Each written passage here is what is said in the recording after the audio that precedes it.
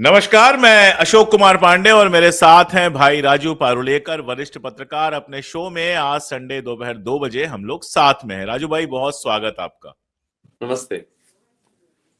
तो देश में बहुत कुछ ऐसा हो रहा है जिसके बारे में ये लगता था ऐसा तो कभी होगा ही नहीं। अंबानी साहब को लगता था कि जियो अब बस जियो ही रहेगा हिंदुस्तान में, जियो के अलावा कुछ आएगा नहीं। खबर आई कि एयरटेल ने स्टारलिंक के साथ समझौता किया, उसके बाद खबर आई कि जियो ने भी स्टारलिंक के साथ समझौता कर लिया। हालांकि ये पूरा सिस्टम क्या है अभी किसी के समझ में नहीं आ रहा कि किस तरह से स्टारलिंक यानी एलन मस्क की कंपनी को स्पेक्ट्रम मिला है, अभी स्पेक्ट्रम मिला है कि नहीं मिला है। कल परसों की खबर थी, इंडियन एक्सप्रेस ये कह रहा था कि केवल रिमोट इलाकों में दी जाएगी जहां अभी कनेक्टिविटी नहीं पहुंची है। क्या होगा, कैसे होगा, वो सब देखना होगा। और उससे भी बड़ी खबर ये कि अंबानी साहब को लगता था कि बस मैं तो सेफ हूं, मेरा कुछ भी नहीं होगा। और अमेरिकन कोर्ट का समन, जिसको पहले कानून मंत्रालय ने कहा था कि अभी तक उनको मिला नहीं है, वो उनको मिल भी गया और अहमदाबाद कोर्ट को दे दिया गया कि भाई आप अडानी साहब को सम्मन पहुंचाइए। रुपए को लेकर विवाद मचा हुआ है, रुपया गिर रहा है उसकी चिंता किसी को नहीं है, लेकिन रुपए को लिखा कैसे जाना चाहिए इसका विवाद चल रहा है। बेसिकली नॉर्थ साउथ का बहुत बड़ा विवाद चल रहा है जिसमें तमिलनाडु के साथ सेंट्रल गवर्नमेंट ऐसा लगता है उलझी हुई है। ये और भी बहुत सारी खबरें हैं जिन पे बात करेंगे, लेकिन सबसे पहले स्टार लिंक पे पूरा मामला क्या है राजू भाई, आपको क्या लगता है? यह है कि मोदी जी जिस तरह से यूनाइटेड स्टेट्स में गए थे और जिस तरह से उन्होंने आपाधापी में मुलाकात की एलॉन मस्क साहब से, वो बच्चों को लेकर आए, उनकी नैनी को लेकर आए वगैरह, उनकी गर्लफ्रेंड को लेकर आए, और जिस तरह से हमारे सारे राजनीतिक अधिकारी बैठे थे, एक तरह से देश के लिए सम्मानजनक तो था नहीं वो चीज। लेकिन ये एक था कि उनको बाय इनविटेशन तो बुलाया नहीं। जब बाय इनविटेशन आता है कोई, तो प्रधानमंत्री या अध्यक्ष हो तो उनको प्रेसिडेंट यूनाइटेड स्टेट्स लेने के लिए बाहर आते हैं, वैसे आए नहीं। उनकी प्रेस सेक्रेटरी आकर मोदी जी को अंदर लेके गई। इसका मतलब एक बिजनेस के तौर पर उन्होंने मीटिंग मांगी और वो उनको टाइम मिला और वो मिलने गए अपॉइंटमेंट मांगकर, और वहां मिले और वो एलन मस्क को मिले। और वहां आप समझ लीजिए कि भारत की पूरी स्पेस जो है, आज तक जो हमने संप्रभुता अपनी कायम रखी, उसको उन्होंने दान दे दिया है अपने। शायद उनके जो अंडर यानी डील जो हुआ होगा, पता नहीं अब किसको बचाने के लिए या क्या करने के लिए दिया है। लेकिन फिलहाल ऐसा दिख रहा है कि हमारी जो एयर स्पेस है वो खतरे से खाली नहीं है, क्योंकि अब पूरी वो अमेरिका के पास चली गई है। स्टारलिंक का मतलब 700 जो सैटेलाइट्स है जो एलॉन मस्क यूज करते हैं, वो 700 सैटेलाइट्स भारत पर निरंतर नजर रखेंगे। ऐसा कोना नहीं भारत का जहां छुपकर कुछ किया जा सकता है। तो ये बहुत एक जबरदस्त बदलाव है भारत की नीति में और विदेश नीति में। और हम औपनिवेशिकवाद के फिर एक बार बलि चढ़ गए हैं, और वो मोदी की वजह से चढ़ गए हैं, और दूसरी कोई वजह नहीं है। राजू भाई, इन सब बातों के अलावा जो दो बातें हैं जो परेशान करती हैं, 2013-14 में आप तो काफी एक्टिव थे, आपने खूब कवर भी किया था। जो पूरा स्पेक्ट्रम का विवाद चला था, 2G 3G 4G, पता नहीं क्या क्या चल रहा था, ऐसा लग रहा था क्या हो गया है। और इस बार स्टारलिंक का मगर अगर उसको स्पेक्ट्रम दिया गया है तो बिना किसी नीलामी के दे दिया गया, या वो इतना श्योर कैसे हो सकता है कि उसको मिल ही जाएगा? अगर नीलामी होनी है तो फिर तो जो बेस्ट नीलामी लगाएगा उसको मिलेगा। नंबर एक सवाल तो ये बनता है। और दूसरा सवाल ये बनता है कि 2 दिन के अंदर अंदर एयरटेल और जियो अगर दोनों उसके चरणों में गिर जाते हैं, इसका मतलब ये बात कितने ऊपर से हुई होगी ये तो बहुत साफ समझ में आ रहा है। एयरटेल और जियो यानी अंबानी और एयरटेल ऐसी कंपनियां तो है नहीं कि ऐसे ही हवा के पीछे पीछे भाग ले। ये तो पक्की बात है उनको स्पेक्ट्रम मिल रहा है जिसके चलते ये पीछे पीछे गए हैं। तो ये स्पेक्ट्रम नहीं, जो मिला है इसमें अपने यहाँ आप में करप्शन इस नहीं है? बार कोई बिडिंग इस बार कोई बिडिंग हुई नहीं, कोई टेंडर नहीं निकला। एयर स्पेस को दिया गया और बहाल किया गया इलॉन मस्क को। और इसमें सबसे बड़ी एक त्रासदी ये है कि बीएसएनएल को शामिल नहीं किया गया इसमें। हाँ, यानी मोनोपोली फिर से एक बार कायम हो गई। और दूसरी दूसरी बात यह है कि सरकार का वर्चस्व जो स्पेस में होना चाहिए वो भी नहीं रहा। और मुझे लगता है करीब करीब 1,40,000 करोड़ रुपया खर्च करके जो ऑप्टिकल फाइबर डाली गई थी जियो द्वारा, वो 1 मिनट में खत्म हो गया उसका वर्चस्व, ताकि 700 जो सैटेलाइट है एलॉन मस्क के, वो हावी हो गए हिंदुस्तान पर। तो हम्म, उसमें बीएसएनएल भी नहीं है, कंपटीशन में। तो ये सीधी बात है कि मोदी जी को उनके मन में आया और उन्होंने कर दिया, ऐसी बात है। और इसमें देश का हित, देश के बारे में कोई सोच, विपक्ष से चर्चा या संसद में चर्चा, कैबिनेट में चर्चा, ऐसा कुछ भी नहीं हुआ। और ये मुझे ऐसा लगता है कि ये एक तरह का देशद्रोह है, इसमें कोई शक नहीं है मेरे मन में। ये इस तरह से नहीं हो सकता। आप इसको ऐसे भी देखिए राजू भाई कि बगल में बांग्लादेश है, बांग्लादेश स्टारलिंक से कर चुका है, हिंदुस्तान कर चुका है, श्रीलंका वगैरह की तो क्या ही औकात है, जब भी प्रेशर पड़ेगा वो झुकेंगे ही झुकेंगे, बेचारे क्या कर सकते हैं वो, या चाइना अगर रुक पाया तो रुकेंगे। तो ये पूरा का पूरा आप देखिए साउथ ईस्ट एशिया जो हमारा है वो तो स्टारलिंक से पूरा जुड़ जाएगा, यानी हमारी सारी गतिविधियों पर वो नजर रख सकते हैं, जब जो चाहे कर हाँ, सकते हैं। एक तरफ से चीन हमारे अरुणाचल तक आ चुका है अंदर, और दूसरी ताकत जो यूएस है, यूनाइटेड स्टेट्स, वो अब स्टारलिंक के माध्यम से हमारे ऊपर निगरानी करेगी। अब एयर स्पेस हमारे हाथ में होने का, यानी एयरफोर्स होने का कोई मतलब नहीं है। यानी आधुनिक युग में ऐसा कोई वॉर होने नहीं जा रहा है फॉरेन, और ऐसा कोई देश भी नहीं अपने इर्द गिर्द की जो वॉर करेगा अपने साथ। लेकिन अब बिल्कुल ये बात है कि ये सारा एक नेपथ्य जैसा हो गया, सारी हमारी आर्मी, फिर एयरफोर्स, एक झटके में मोदी जी गए। और एक इंदिरा जी थी जिन्होंने हमारे संप्रभुता और अक्षुण्णता जो थी वो उसको बचा के रखा, और इन्होंने पूरी तरह से अमेरिका को देख क्या रहा है, ये बहुत दुखद बात है। और दूसरी बात है, इसमें कंपटीशन नहीं है, इसमें क्या एक्चुअली सौदा हुआ है ये इस देश की जनता को मालूम नहीं है। जबकि 2G पे सरकारें गिरी, 2G पे सरकार गिरी, कई नेता अंदर गए थे तिहाड़ में, आपको मालूम होगा। और ये जो बात बिल्कुल करके आए किसी को मालूम तक नहीं, और कोई सवाल भी नहीं पूछ रहा है। ये मोदी अपने बल पे, यानी नोटबंदी जैसे एक दिन में उन्होंने कर दिया ऐसे, वैसे वो स्टारलिंक को दे के आए पूरा स्पेस हिंदुस्तान का, जैसे वो अडानी को पूरा देश दे रहे हैं। तो ये मुझे लगता है मोदी जी की काठी और मोदी जी की भैंस वाली बात हो गई है। ये देश है भी या नहीं, ऐसी स्थिति हो गई है। अब आप मानते हैं इस देश को, तो बात यह है कि आप वो सिर्फ डर पे चला रहे हैं देश को, और कॉम्प्रोमाइज इलेक्शन कमीशन और मशीनरी उसकी जो है और ईवीएम है उसके ऊपर वो चुनाव चलाते हैं। बाकी तो उनको लोगों की अब जरूरत नहीं, लोग तो रॉ मटेरियल है, और इतना बड़ा देश उनके लिए, जब बस वो बेच रहे हैं हमारा डेटा, पूरा का पूरा डेटा सबसे, यानी ऑयल से ज्यादा रिच अगर कोई चीज है तो डेटा है। इतना ज्यादा डेटा जो सीधा अमेरिका के पास जाएगा, सीधा स्टारलिंक के पास जाएगा, एलॉन मस्क के पास जाएगा, और नहीं किस किस के पास जाएगा पता नहीं।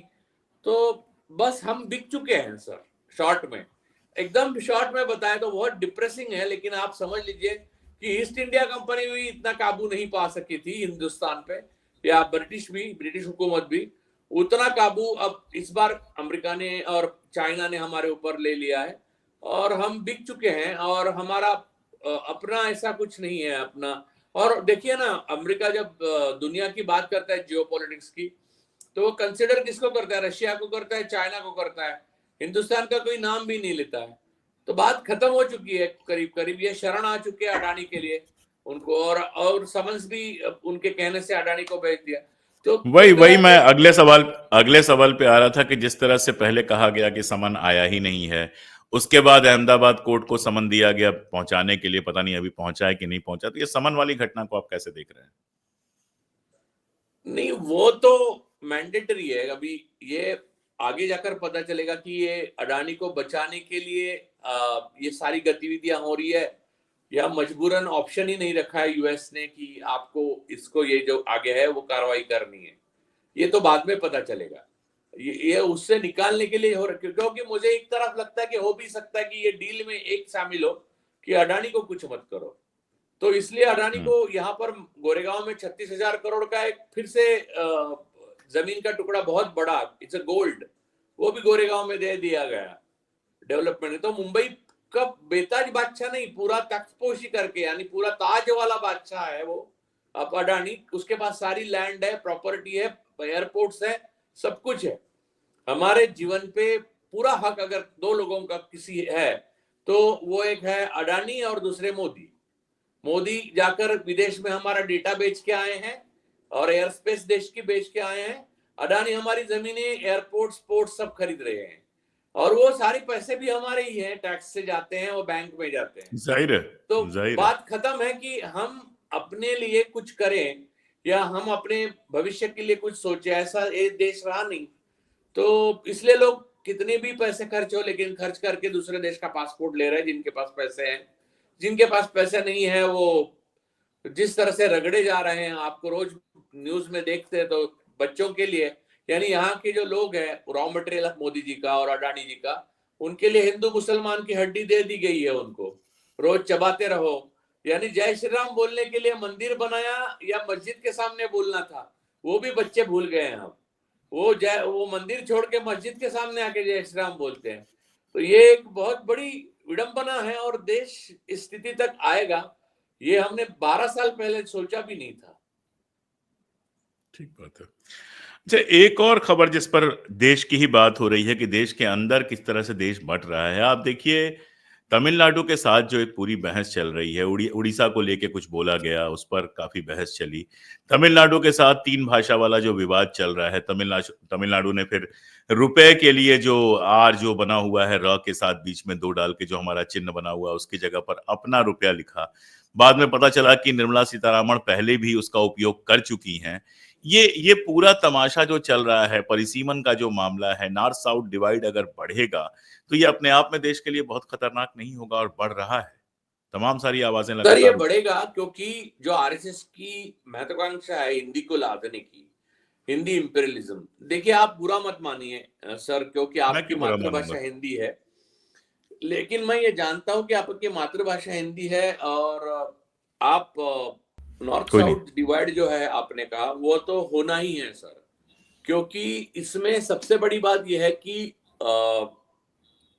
साउथ और नॉर्थ में जो जीडीपी है या पर कैपिटा इनकम है, उसमें बहुत ज्यादा अंतर है। और दूसरा, जो आप बुरा मत मानिए, लेकिन हिंदी इंपीरियलिज्म जिस तरह से मानते हैं साउथ की तरफ, यानी दक्कन में हम लोग पैसे ज्यादा दे रहे टैक्स से, ऐसा मानना है, यानी मोटा मोटी मानना ये है। और हम लोग 2 भाषा वैसे भी सीखते हैं। कौन सी? अपनी मातृभाषा। जैसे मेरी मराठी है, मैं इंग्लिश सीखता हूँ, तो 2 भाषा सीखते। कोई हिंदी भाषी के लिए अब ये हो गया कि हिंदी भाषी हिंदी सीखेगा मातृभाषा और इंग्लिश सीखेगा। और हमारे लिए अगर हिंदी अनिवार्य कर दी गई, जैसे अब महाराष्ट्र में तो ज्यादातर लोगों को उनको लगता है कि उनको हिंदी आती है, वास्तविक हिंदी नहीं आती आती इतनी, है, आप तो देख ही आती रहे है हैं। तो जी। बात यह है कि यानी जैसे जैसे आप जितनी साउथ जाए, मैं इसको राजू भाई ऐसे कहता हूं कि जितनी हमें मराठी आती है उससे तो बहुत अच्छी आपको हिंदी आती है। चल ठीक है, लेकिन वो है कि साउथ के जो स्टेट्स है, महाराष्ट्र का इतना नहीं है, महाराष्ट्र का कहना इतना ज्यादा नहीं है, लेकिन और नीचे साउथ में गए तो स्टेट्स का कहना है कि अगर आप एक भाषा सीखो हिंदुस्तान की, तो हम हिंदी सीखने के लिए तैयार है। फिर हम 3 भाषा सीखेंगे, आप भी 3 भाषा सीखिए। आप तमिल सीखिए, हिंदी सीखिए, इंग्लिश सीखिए। हम इंग्लिश सीखते हैं, हिंदी सीखते हैं, और तमिल तो सीखते हैं, मातृभाषा है। तो ये बात तो बराबर है सर, ये इसमें गलत क्या है? मैं कहता हूं कि तमिल भी एक राष्ट्रभाषा है, जैसे मराठी एक राष्ट्रभाषा है, वैसे हिंदी राष्ट्रभाषा है। देश की कोई एक बिल्कुल, राष्ट्रभाषा तो है नहीं। तो ये बिल्कुल। बात एक रही। दूसरी बात सर, जीडीपी और पर कैपिटा इनकम की जो बात कर रहा था, साउथ से इतना पैसा मिल रहा है और नॉर्थ तो कमाऊ तो है नहीं, बीमारू स्टेट्स है सारी। तो जब आप डिलिमिटेशन करोगे तो नॉर्थ की सीट्स बढ़ जाएगी लोकसभा की, हाँ, साउथ की उतनी बढ़ेगी नहीं, और पैसे यहां से जाएंगे, और आप जो राजनीतिक सत्ता जो है वो सारी वहां से ले लेंगे। यानी बाहुबली पूरा राज करेंगे साउथ पे, ऐसा थोड़ी होता है। तो कोई भी विरोध करेगा, और इससे स्वाभाविक है सर। और इससे अपमान तो तमिलनाडु ने जो राज्यपाल द्वारा, रवि जो है, उनके द्वारा जो अपमान सहा इतने दिनों से, और वो अनकॉन्स्टिट्यूशनल है, यानी संवैधानिक नहीं, गैर संवैधानिक है। वो सारी चीजें देखने के बाद मुझे नहीं लगता कि उन्होंने कोई गलत कदम उठाया। मुझे ऐसा लगता है साउथ का हर राज्य ये बात कहेगा, और ये होने नहीं देंगे साउथ के राज्य। और अगर ऐसे जबरदस्ती करने की कोशिश की तो यूनियन ऑफ स्टेट्स ही है सर। ऐसा सोवियत यूनियन भी बहुत जबरदस्त लगता था एक जमाने में। ऐसा लगता था कि ऐसा देश है कि आधा आधी मैं यहाँ पृथ्वी राजू तो भाई उनकी आपको एक मिनट रोकूं आपको। अभी मैं जम्मू कश्मीर का आपको एग्जांपल दूं कि जम्मू कश्मीर में जब डेलिमिटेशन किया गया तो जनसंख्या के आधार पर नहीं किया गया, वो किया गया एरिया के आधार पर। कहा गया नहीं जनसंख्या नहीं, एरिया के आधार पर करना है, क्योंकि जम्मू की सीट बढ़ानी थी। तो फिर साउथ में जनसंख्या वाला मामला क्यों आपको लागू करना है? आप एक तरफ आप ही ने अभियान चलाया कि जनसंख्या कम कीजिए, वहां के लोगों ने जनसंख्या कम की। केरला हो, तमिलनाडु हो, कर्नाटका हो, इन सब के यहाँ पॉपुलेशन वृद्धि की दर बहुत पहले कम हुई। केरला तो सबसे पहले 2% से नीचे लेके आया अपना। तो अब उसकी सजा उनको आप दीजिए, ये तो गलत बात होगी।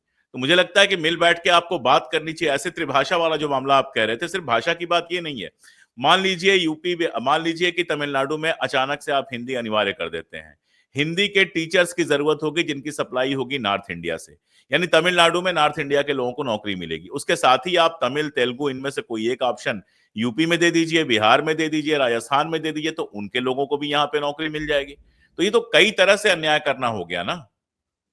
हाँ, ये अन्याय है और उसमें सोच नहीं है। ऐसा मुझे लगता हाँ, नहीं है कि इसमें कोई सृजन है, इसमें कोई सोच है। मुझे जितनी भाषा आए उतना अच्छा ही है सर। मैं चाहता हूं मैं तमिल बिल्कुल सीखूं, मैं बिल्कुल। तेलुगु सीखूं, मैं मलयालम सीखूं, मैं और भाषाएं सीखूं, लेकिन अच्छा, उसमें ये सृजन प्राचीन भाषाएं, हिंदी तो, हाँ हिंदी हमारी कुल मिला के 150 साल पुरानी भाषाएं हैं। मराठी नहीं, हो गई, फिर पंजाबी भी हो सर गई, देखिए। तमिल, तेलुगु, ये प्राचीन भाषाएं हैं। हाँ, और ये जिस तरह से भाषा के ऊपर प्रेम करने वाले लोग नहीं आरएसएस के, वो उर्दू को कहते हैं मुसलमानों की भाषा है।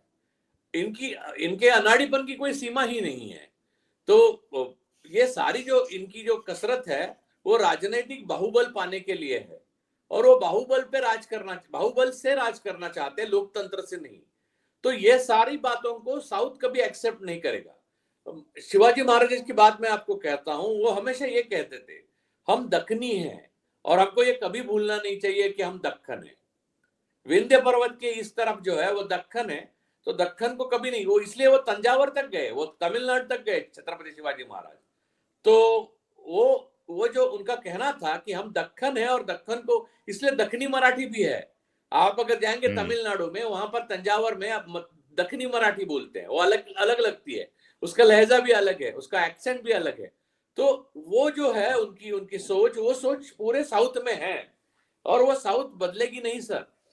देखिए, आरएसएस के सोचने से अडानी को देश बेचा जा सकता है, आरएसएस के कहने से और मोदी के सोचने से अमेरिका को और पूरी देश की स्पेस दी जा सकती है, लेकिन लोगों के मन पे आप राज नहीं करेंगे, अब नहीं करोगे।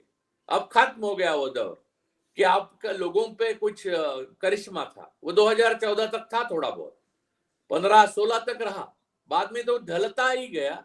और 19 के बाद तो इलेक्शन उन्होंने जो जिस तरह से जीते हैं, वो कोई आईना नहीं है, वो झूठ का वो है पूरा खेल। तो ये बात स्पष्ट है सर, साउथ का प्रॉब्लम है। और उडुपी की जगह जो अपना चिन्ह लगाया है तमिल जो, तो उसमें गलत क्या है सर? आपको समझ में आ रहा है, निर्मला सीतारमन जी को समझ में आ रहा है, तो समझ में आने से मतलब है।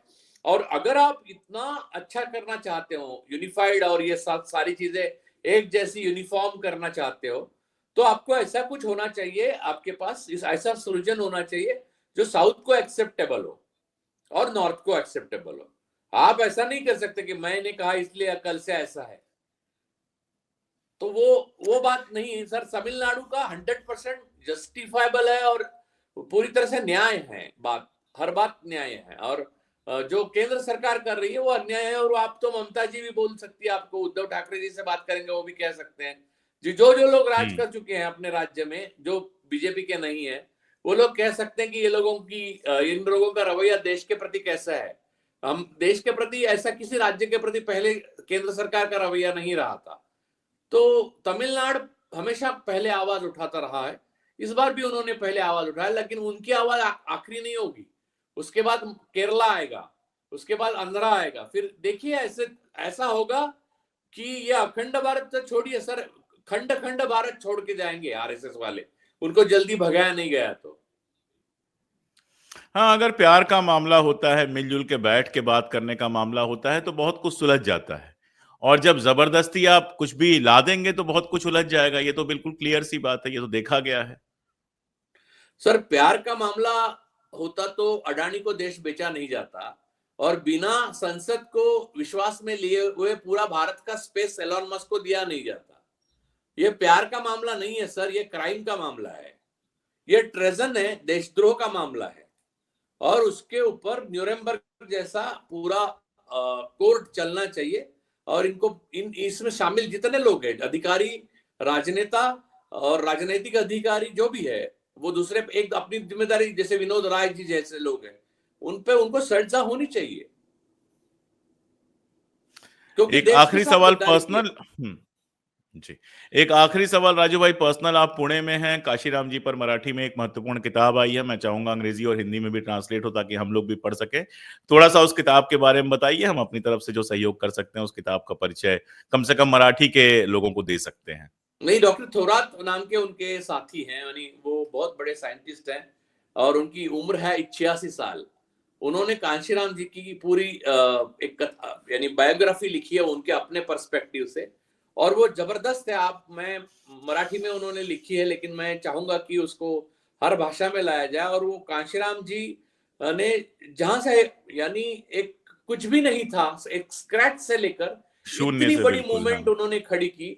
वो मैं मानता हूं, वो किताब पढ़ने के बाद मुझे ऐसा लगा कि कांशीराम जी का जितना हम लगते हैं, यानी उनकी उनका उधार लगता है इस देश, उतना उनका चुकाया नहीं गया। उनके जैसा मेधावी और उनके जैसा राजनीतिक सोचने वाला और ये तबके के लिए करने वाला व्यक्ति हुआ नहीं। जो बाबा साहब अम्बेडकर का सपना था, उसको एक्चुअल यानी राजनीति में लाने के लिए जो मॉडल चाहिए, वो काशीराम जी ने बनाया। और उन्होंने किस तरह से, किस रोचकता से उन्होंने हैंडल किया हर बात को, यानी सारी बड़ी शक्तियां दबाएगी करके शुरू में उन्होंने अपने मुहिम को पूरा अंडरग्राउंड रखा, बहुत लो प्रोफाइल रखा। हम्म। वो शुरू से पढ़ने लायक है किताब। तो मैं पढ़ रहा था, तो मुझे लगा कि इतना बड़ा और उसमें नायक उसमें आज जो बसपा के हालात हैं उन पर भी कुछ बात है। उसमें है। उसमें उन्होंने मायावती जी के बारे में, जो बहन जी के बारे में लिखा है, उन्होंने, यानी लेखक का ऐसा मानना है कि कांशीराम बस कांशीराम है, किताब के नायक कांशीराम जी हैं। और कांशीराम जी के बाद में कोई भी मूवमेंट का जो नायक होता है, उसके अस्त के बाद वो मूवमेंट का भी अस्त होने लगता है। हिंदुस्तान की तो ये एक बड़ी ट्रेजेडी है। तो वैसे उनको भी दिखाई दिया है, और उन्होंने वो उसको लिखा भी है उसमें। और वो पढ़ते वक्त मैंने एक बात मैंने अपने सोच ली, यानी मैंने खुद, मैं इतना डॉक्टर बाबा साहब आम्बेडकर की इतनी किताबें पढ़ी, दलित मूवमेंट पे हम लोग इतना पढ़ते रहते हैं। मैं मुझे लगा कि मैंने इतने बड़े नायक को इतने दिन मिस कैसे किया। मेरे हाथ से उसका कल पब्लिश होगी वो किताब, यानी उसका विमोचन होगा। लेकिन अनावरण होगा ये तो उसका मेरा जी। सम्मान है। कांशीराम जी और डॉक्टर थोरात दोनों बहुत बड़े लोग हैं मेरे से। दोनों ने एक मूवमेंट को खड़ा किया है। मैं मानता हूं कि माननीय काशीराम जी इतने बड़े नायक थे कि इतना बड़ा नायक शायद ही कोई हुआ हो स्वतंत्र आजादी के बाद में। इतनी बड़ी मूवमेंट सिंगल हैंडेडली किसी ने खड़ी नहीं की, और इतने दबे हुए लोगों के लिए। यानी ये तो एक मुझे तो अजूबा लगता है। और एक साइकिल लेके चलना रोज, और लोगों को इकट्ठा करना, पहले बामसेप बनाना, ये सारी चीजें, DS4 बनाना, फिर पॉलिटिकल मूवमेंट बनाना, और उसमें सब में कामयाब रहे वो। ये इम्पॉसिबल सा लगता है। मुझे लगता है कि ये आज कोई पढ़ता है तो मुझे ऐसा लगा कि मैं कहानी पढ़ रहा हूं जो बहुत हैप्पी एंडिंग वाली है। हालांकि वो हैप्पी एंडिंग वाली नहीं है। तो काशीराम जी को श्रद्धांजलि हम दोनों की तरफ से हम अर्पित कर रहे हैं जी आज, जी। और साथ में ये किताब मराठी में है तो मराठी भाषा के लोग तो पढ़े ही, लेकिन हम उम्मीद करेंगे ये किताब जल्दी ही अंग्रेजी में, हिंदी में और दूसरी भाषाओं में आए ताकि देश जान सके कि काशीराम जी ने किस तरह का मूवमेंट खड़ा किया था। और बाकी अडानी अंबानी का किस्सा मस्त तक पहुंच गया है। डेटा बचाने की बात की जाती है कि अपनी सूचना मत दीजिए। सच्चाई ये है कि स्टारलिंक को एक बार ग्रीन सिग्नल मिल गया, उसके बाद आपकी कोई हरकत, चाहे आप मोबाइल पे कर रहे हैं, लैपटॉप पे कर रहे हैं या जिंदगी में कर रहे हैं, वो सारी उनके हाथ में है। जैसे चाहें इस्तेमाल करें। जैसा राजू भाई ने कहा कि ऐसा लगता है, कहना है सर, हम बिक चुके हैं। एक बात समझिए कि हमारा मैं डेटा जाएगा मैं वही कहने और जा रहा हमारी हर था मैं वही गतिविधि कहने जा रहा था जाएगी जी। उनके पास। तो जैसा कि तो राजू भाई ने कह ही दिया है कि हम बिक चुके हैं, ऐसा हमारा कुछ भी नहीं है जिसको सेफ कहा जा सके। सिर्फ एक आवरण होगा। और ऐसे में मुझे पिछले साल आई एक रिपोर्ट याद आ रही है जिसका कहना है कि भारत अब इलेक्टोरल डेमोक्रेसी नहीं रह गया है, इलेक्टोरल ऑटोक्रेसी हो गया है। यानी चुनाव होते हैं लेकिन चल तानाशाही रही है। बात करना जरूरी है, सोचना समझना जरूरी है। हम अपनी तरफ से कोशिश करते हैं, आप भी सोचिए कि कैसे देश को बचाया जा सकता है, बचाया जा सकता है कि नहीं बचाया जा सकता है, खास तौर पे तब जब इन सब के बीच लगातार हिंदू मुस्लिम का झगड़ा तो चल ही रहा था, अब नॉर्थ और साउथ का झगड़ा भी डाल दिया गया है। तो जनता लड़ती रहे और माल आराम से कुछ लोगों के पॉकेट में जाता रहे, ये आज की राजनीति है। राजू भाई से अगले हफ्ते फिर मुलाकात होगी, तब तक के लिए नमस्कार। बहुत शुक्रिया राजू भाई। Thank you sir, thank you.